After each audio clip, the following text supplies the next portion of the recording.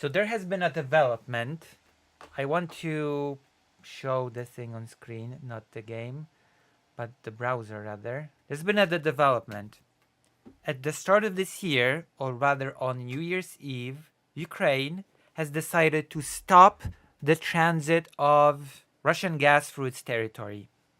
Poland has already done this in 2022, which sort of left Russia in this position of Ukraine being the only path through which its gas has been transported through, which has been a very strange situation considering that Ukraine and Russia are at war. So once the transit deal ended, Ukraine simply chose not to renew it. And this decision has affected a number of countries, most importantly Hungary, Slovakia, Transnistria, which I do not consider a country. It's a piece of Moldavia that has been stolen by Russia, similarly to Donetsk, Luhansk, and 20% of Georgia. It's basically a similar deal. And there has been let's go one by one. Let's go by the weird assumption that countries that have decided not to find any alternatives to Russian gas, like Slovakia, have decided that they don't have to do it, that they will just refine Russian gas, they don't care. Even when the Czech Republic, that also was using Russian gas, said, actually, we don't need the Russian gas anymore. We can do without. We'll be fine without the Russian gas. Slovakia still said, you know what? You may be okay without the Russian gas, but we're not. We have to keep refining it in our refineries. And that's because Slovakia, at the end of the day, is an extremely pro-Russian country and an extremely anti-Ukraine country. It's Prime Minister Fico. And then we have Viktor Orban, who also was highly against the ending of the transit. But Fico miscalculated. Fico of Slovakia miscalculated.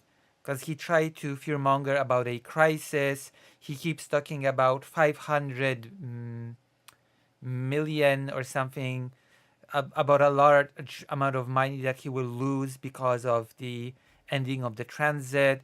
He says that someone has to compensate him, and he vowed revenge against Ukraine. Yes, Slovakia, that is in the middle of a war against a genocidal aggressor, vowed revenge against it.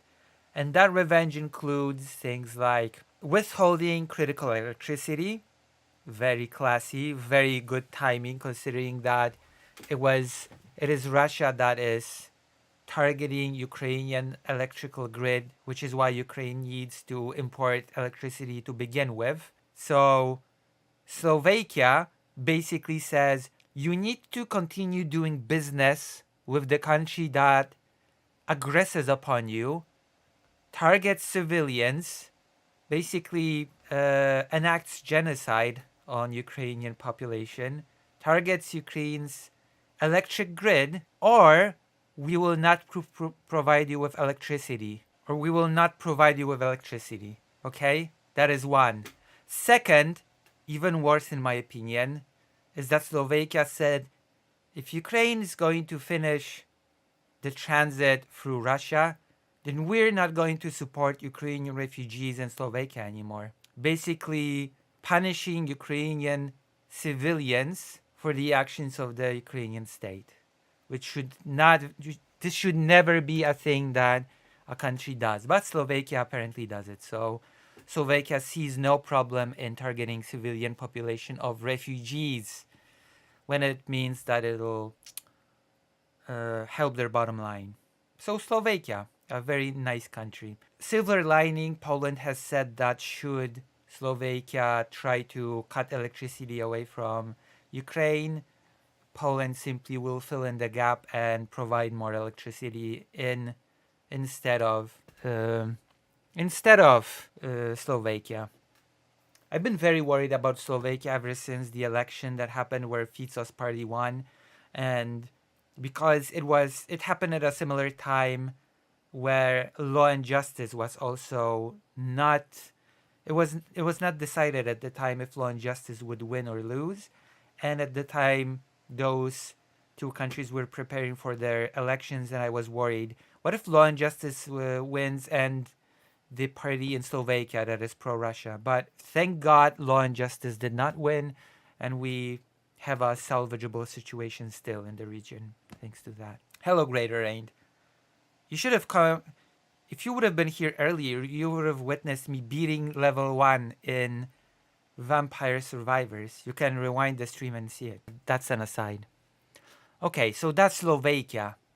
But there are other countries that are affected by this. And one of them is this strip of land, and this strip of land that has been taken from Moldova. Okay? Transnistria. And the thing that happened with Transnistria is that it is extremely reliant on Russian gas. It is reliant on Russian gas to the point that it's all of its industry basically fell. All of its, like, once the transit of the gas ended, Transnistria was cut. Transnistrian citizens were cut off from hot water, heating. Most manufacturing has been grinded to a halt, apart from food production. And that is the situation. All of the manufacturing has been completely cut off. And it seems like Transnistria has been abandoned effectively by Russia, which has been noted by Moldova itself. That it is a demonstration that alliance with Russia ends in isolation and abandonment. Those are the two things that you can expect when you are friends with Russia, which I guess, you know what? This is a second example of this in recent times, since I guess Assad has been able to feel that effect as well. If Russia's not doing so great, you can bet that the allies will be just discarded, abandoned, isolated. And this is apparently what has happened to Transnistria.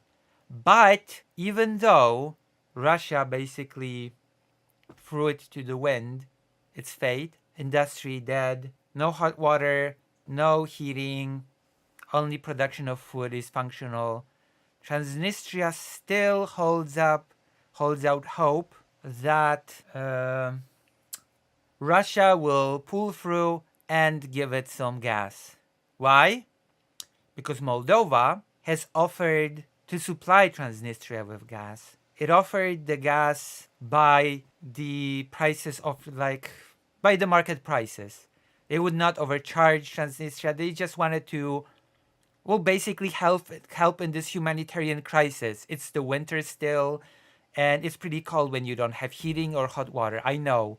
I've been in situations when it was the winter and I did not have heating or hot water. It's not pleasant, which on a larger scale actually turns into a humanitarian crisis, which is why Moldova stepped forward. We should be seeing this here. The Russian-occupied Transnistria region of Moldova has rejected Chisinau's offer to help the region purchase gas via European platforms.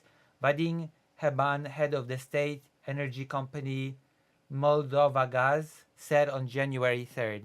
Transnistria instead expects Russia's Gazprom will resume deliveries of natural gas, Heban told the news outlet IPN. And, like, it's hard for me to feel any sort of sympathy to Transnistria at this point. Well, maybe apart from its citizens, because they don't deserve this. Russian gas gone. Ukraine stopped the transit. Moldova says, listen, you're having a very hard time. It's a crisis. People are suffering. We can help you with the gas. Nope. No way. We don't want no Western gas. We're going to continue getting it from Russia, even though we have no clue how exactly Russia is going to deliver this gas to us, considering that the main path through which the gas has been transported is now cut off. Transnistria is this piece of land that has been taken from Moldova. This is Transnistria. This little red strip of land that has been taken over. Transnistria, officially known as the Pridnestrovian Moldavian Republic, and locally as Pridnestrovie, is a landlocked breakaway state. Because if if your neighbor is Russia, sooner or later, magically, a breakaway state will happen from your country. Inevitably, some region will decide to break away from your country if your neighbor is Russia. It happened with Moldova, it happened with Georgia. Magically, spontaneously, people decided that they wanted not to be part of those countries. It happened in Ukraine. Who knows who's next? Who knows what country is next when it comes to the magic of breakawayage? So, as I said, it is quite difficult for me to feel the sympathy. Especially, and this is very important, Transnistria faces industrial collapse, total collapse in the face of this lack of gas. And yet they stubbornly cling to Russia. Very admirable loyalty. And there's a reason for that, by the way. There's a reason why Transnistria clings to Russia even in the face of complete collapse. Even though the only industry that is functional in Transnistria right now is food production. And that is because without Russia, Transnistria basically has no legitimacy. Transnistria has no reason to exist. It should just rejoin with Moldova. And I think the government of Transnistria is perfectly aware of that, that without Russia, Transnistria cannot exist as an entity. That is exactly the reason why the whole refusal of gas. It's like, what is Russia's current view on its communist quote-unquote past even? It's whatever helps spread propaganda and to facilitate and consolidate Russian rule, Russian government's rule. That is basically the answer. If it will help consolidate power, then they will say that certain parts of the communism was good. That is basically what will happen. So here we have it. I have no sympathy for Transnistria when this is the situation. I just have no sympathy. Starting in January, 62% of Moldova's electricity needs will be met by imports from Romania, while 30% will come from local thermal plants and renewable energy. So Moldova will be fine. Transnistria, on the other hand, nope. Moldovan Prime Minister Dorian Recan criticized the Kremlin for using energy as political weapon, a concern echoed across Europe as nations reduce dependency on Russian gas. I mean, that has been Russia's modus operandi for a long, long time. That has been Russia's way of, in fact, keeping Ukraine in its sphere of influence forcefully. Russian troops have occupied Transnistria since the early 1990s after Moscow's intervention under the pretext of protecting ethnic Russians. Wow, never seen that before, never heard that before.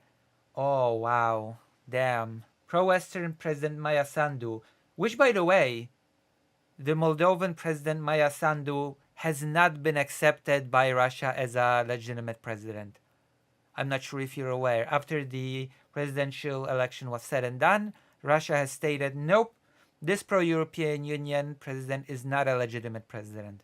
Not our president. We do not accept. So has accused Russia of attempting to destabilize her government as Moldova faces growing regional security threats. So there you have it. This is like a thing that I really wanted to discuss because it really shows very decisively, it shows very, how should I say it? I think not many people understand just how much Russia leveraged and is still trying to leverage its gas, its energy resources in order to get what it wants in the region, and just how much it created dependency of even places like Ukraine in the past with its gas, and how countries that are pro-Russian are trying to use this dependency to even undermine Ukraine right now, like Slovakia, that is trying to say, unless you come to the table and sit with us and talk to us about this whole Russian transit thing, then we will take away critical electricity from you. We will stop helping your refugees, which is scummy behavior. I'm gonna be honest. This sort of blackmail and this sort of using refugees as pawns in your... Because let's remember, Slovakia is in no danger of having problems with energy. Its stocks are full. Its gas reserves are full. Everybody knows it. There is no crisis or urgency that Fico of Slovakia can invoke that such drastic measures are necessary. Nobody buys this crap, which is why Poland basically stepped in and said, yeah, okay, if Slovakia is going to decide to cut off energy, we're just going to have to provide it ourselves. Ridiculous. It's ridiculous that Slovakia thought that it could get away with this. Of course, it still may take away aid and protecting and helping the refugees. That is something that Slovakia can still do, which is, again, scummy behavior. Is there something else that I can talk about when it comes to this whole gas thing? We've talked about how Poland has stopped the transit in 2022 and refuses still to start it again because Putin has said, oh yeah, Poland could restart it at any time, which is funny in its own right because Poland had the best response, by the way, when it comes to the whole transit through Ukraine and through Poland. Oh, Russia wants us to restart the transit through our territory all of a sudden. Well, guess what? We are not Russia's fifth column. We're not like Slovakia. We're not like Hungary. We're not doing it. We're not doing it. That's a very good response by Poland when it comes to the whole gas business. And the gall on Putin. Poland could restart the transit at any time. Nobody bombed Polish tracks. Nobody bombed territories of Poland. There were no explosions. All the transit lines are intact. Poland could just press a button and restart it. The attitude around it.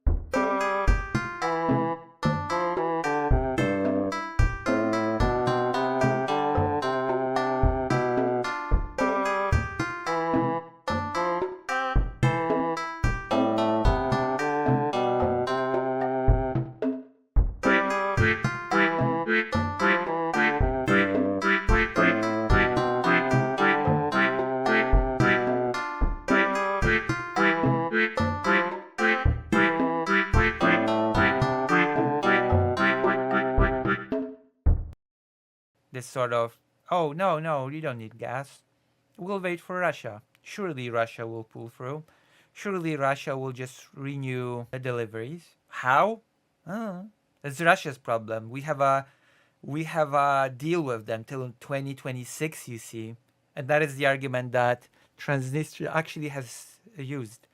That we still have our deal with Russia till 2026, so we don't have to worry. Russia will continue giving us gas. Silly Transnistria. Silly Transnistria. Sergei Obolonik, the first deputy chairman of the Transnistrian administration, called the energy crisis in the region grave, saying that shortages have left nearly 75,000 households without gas and another 116,000 with reduced supply. So yeah, there you have it.